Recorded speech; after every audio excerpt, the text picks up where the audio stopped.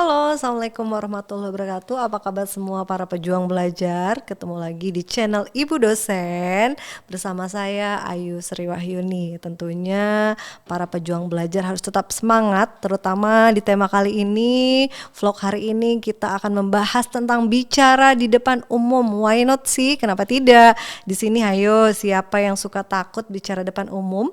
Grogi, keringat panas dingin, gemeteran, blank, semuanya campur aduk ya. Di sini kita akan belajar sama-sama karena public speaking itu mudah sekali.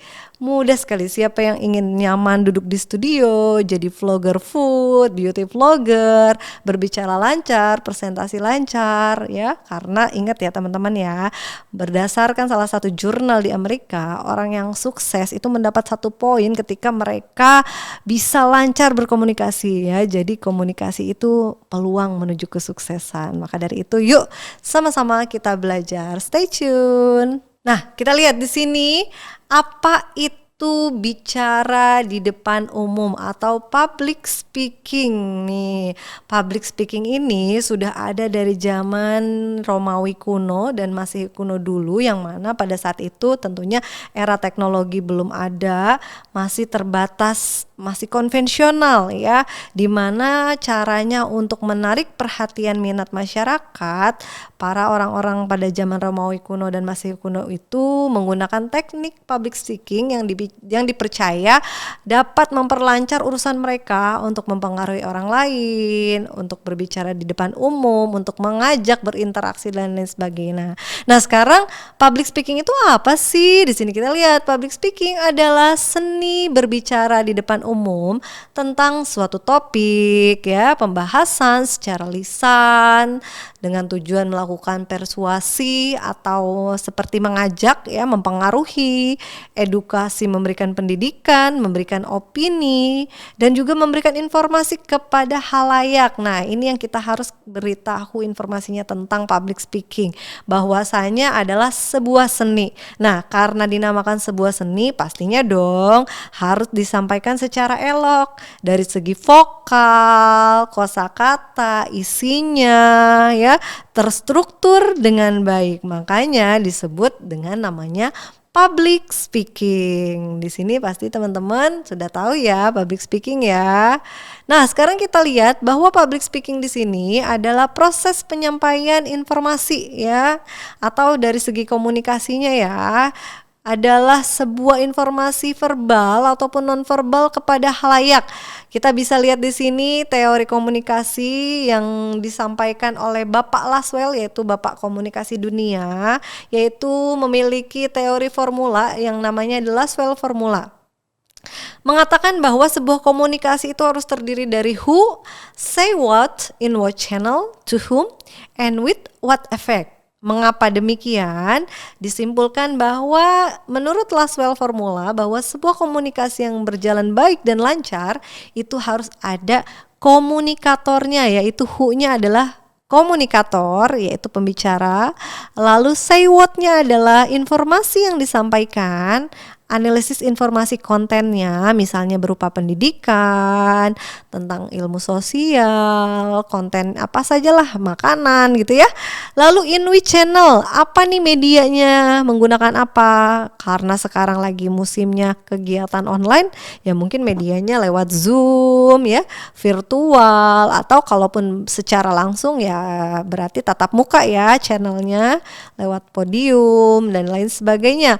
Lalu ada to whom di sini kepada siapa sih kita berbicara, yaitu audiensnya siapa, apakah masyarakat, ibu-ibu, bapak-bapak dan lain sebagainya. Lalu with what effect. Nah, apa maksud dari with what effect ini? Ketika komunikasi sudah dijalankan oleh seorang komunikator kepada audiens, lalu apa efek yang dirasakan oleh audiens tersebut? Apakah informasinya itu tertangkap secara maksimal? Karena mayoritas sebuah komunikasi yang berjalan lancar itu minimal 50% bisa ditangkap oleh audiensnya. Kenapa bisa demikian? Karena beberapa faktor nih yang bisa mempengaruhi. Seperti misalnya trouble-trouble yang akan terjadi ketika komunikasi itu berlangsung. Misalnya audiensnya mungkin kurang fokus, malah main handphone, sedang mengobrol, blank pikiran, atau daya tangkap dari audiensnya yang kurang mumpuni ya. Atau juga bisa jadi dari pembicaranya yang kurang jelas dalam menyampaikan informasi. Nah, jadi efek ini ada berbagai macam faktor ya di Whitworth effect ini ya. Jadi kita bisa selidiki masing-masing sehingga formula Laswell ini betul-betul tidak bisa terbantahkan bahwa memang sebuah komunikasi ini akan berjalan baik apabila sudah ada dalam formasi ini. Atau bisa juga teman-teman bisa lihat lagi berbagai ilmuwan-ilmuwan komunikasi yang memberikan teori-teorinya, kurang lebih sih hampir mirip ya, sampai adanya feedback, lalu adanya efek ya, semua mengharapkan adanya sesuatu yang bisa ditangkap dalam sebuah komunikasi. Lalu targetnya apa saja dalam public speaking? Di sini kita lihat ya. Nah, ini yang tadi saya sampaikan itu adalah efektifnya itu rata-rata audiens itu menerima 50%. Ya, padahal harapan dari komunikator ingin menyampaikan isi dalam materinya itu 100%. Tapi dikatakan maksimal menurut Lukas itu 50% karena faktor yang tadi sudah disebutkan di awal ya. Bahwa ada faktor tadi ya, teknis-teknis yang sudah terjadi ya, adanya daya tangkap.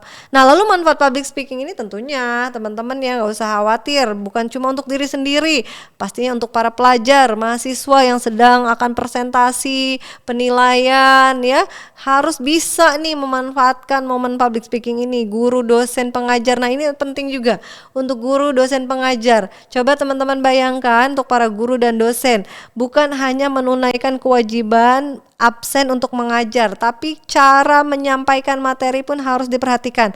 Bagaimana agar siswa atau mahasiswanya menangkap materi dari ibu bapak dosen ini? Tentunya harus menggunakan metode public speaking juga dalam mengajar agar audiens atau siswa paham dengan apa materi yang disampaikan. Oleh para karyawan juga ya punya public speaking, kenapa? Agar mungkin apabila dalam perusahaan perlu ide-ide ya, perlu masukan, bisa menyampaikan dengan baik. Kalau dalam perusahaan kan biasanya ada serikat pekerja ya namanya ya, yang mana bisa menyalurkan aspirasi dan pendapatnya. Nah, terutama untuk jabatan nih, pejabat ya, pejabat-pejabat itu teman-teman nanti bisa pandai public speaking ya, apabila ingin naik level jabatannya ya, harus pandai yang namanya public speaking. Bagaimana kita mempromosikan jabatan ya, sehingga bisa naik level. Ya, orang-orang atau petinggi-petinggi percaya nih kemampuan kita dengan apa? Public speaking ya. Jadi pejabat-pejabat kalau mau dilihat value-nya tentunya harus jago public speaking juga nih ya.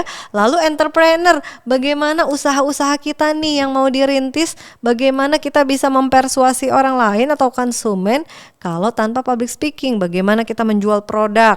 Ya, bagaimana kita membuat mereka tertarik akan produk kita. Lalu profesi, nah ini paling utama juga nih, menarik ya. Profesi seperti dokter, pengacara, psikolog, manajer. Nah mungkin orang-orang merasa, sebagian orang merasa bahwa public speaking hanya untuk seorang motivator. Tentu tidak ya. Profesi juga penting loh. Bagaimana seorang pengacara itu kalau pandai ataupun jago public speaking itu bisa menarik para hakim ya, bisa memenangkan kasusnya. Lalu dokter menyampaikan kepada pasien dengan lembut, dengan enak, dengan lugas ketika memang memiliki public speaking yang baik. Coba teman-teman bayangkan kalau kita berangkat atau berobat ke dokter, sedangkan dokternya ya flat-flat saja, pasti kan ada ketidakpuasan ya dalam diri, apalagi kita memiliki banyak keluhan. Ya, tapi ketika public speaking si dokter, pengacara atau psikolog itu memang baik, tentunya kita akan repeat order atau kembali lagi untuk konsultasi. Ya, bisa jadi tidak akan pindah ke dokter lainnya karena dokter ini sudah sangat bagus gitu ya dalam menyampaikan informasinya. Nah, lalu kita lihat di sini banyak pertanyaan, public speaking itu bakat atau bukan? Tentunya public speaking ini bukan bakat ya, bisa dilatih dan bisa berbentuk skill. Maka dari itu mulai dari sekarang yuk berani untuk public speaking, berani mulai minimal berdialog dulu dengan rekan-rekannya, berani bertanya, berani berdiskusi, lalu kita bisa melewati fase-fase selanjutnya yaitu presentasi, ceramah, ngevlog seperti saat ini ya. Lalu kita lihat juga bagaimana sih agar tampil percaya diri, agar tidak grogi. Perlu diingat teman-teman, bahwa grogi itu milik semua umat manusia yang ada di dunia ya. Bisa ditanya oleh para pakar-pakar motivator apakah mereka pernah tidak grogi ya. Bisa dicek, tentunya grogi itu adalah fase ketika tubuh kita bereaksi karena belum terbiasa ya, seperti hal-halnya orang-orang yang sudah mumpuni dalam public speaking, mereka melewati tahapan-tahapan itu sampai akhirnya terbiasa. Maka dari itu teman-teman harus membiasakan diri agar terhindar dari grogi. Ya, jadi grogi itu lumrah saja. Ketika teman-teman misalnya groginya keringat dingin, nggak apa-apa. Tapi teman-teman berusaha siasati bagaimana nih agar grogi dalam diri Anda itu hilang ya, ternetralisir. Biasanya kalau saya pribadi, biasanya saya pengennya minum air putih. Nah, jadi saya relaxkannya dengan minum air putih. Seperti itu ya. Nah, di sini kita lihat dalam buku Mengasah Keterampilan dalam Berbicara, kita lihat ada kutipan dari dosen UGM bahwa seorang public speaker harus memiliki mental yang kuat, percaya diri, wawasan yang luas, dan tekun berlatih. Nah, di sini kita lihat mental yang kuat itu akan kita ciptakan dengan adanya percaya diri. Maka dari itu percaya diri itu pondasi paling penting yang paling harus kita miliki. Lalu wawasan yang luas, ingat ketika ingin bercita-cita menjadi seorang public speaker atau ingin berbicara, tentu kan kita harus tahu nih apa yang akan kita bicarakan. Jangan sampai kita ingin berbicara tapi kita nggak tahu mau bicara apa. Lalu yang terakhir, tekun berlatih. Nah, berlatihnya kalau memang teman-teman belum punya momen-momen yang sangat besar, nggak usah khawatir. Kita bisa latihan lewat kamera, direkam sendiri, membaca, minta teman-temannya untuk merecord, atau teman-teman bisa mengasah dengan berbicara dengan rekan-rekannya.